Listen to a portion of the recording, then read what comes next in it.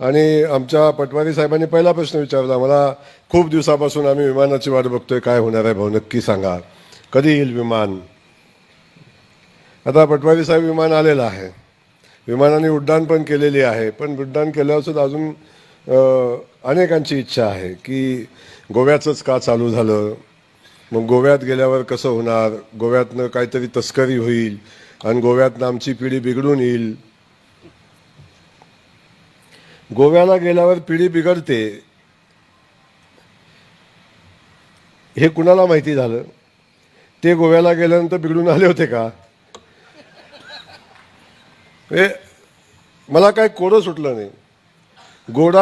गोवा हे आता आंतरराष्ट्रीय पर्यटन क्षेत्र आहे आणि या गोव्यातून जगाच्या पाठीवर कोणत्याही देशामध्ये जाण्याची सगळी सुविधा या गोव्यामधनं होते.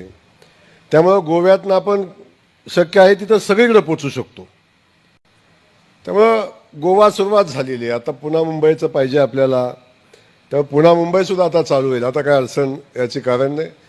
आम्ही 15 जूनची तारीख दिली होती, मला वाटते जमून गेलं 15 जूनला.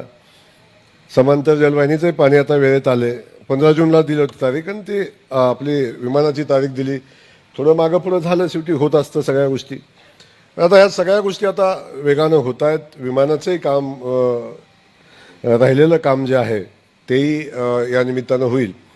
परंतु हे सगळं करत असताना आज या जिल्ह्याचा पालकमंत्री म्हणून मला काम करण्याची संधी मिळाली.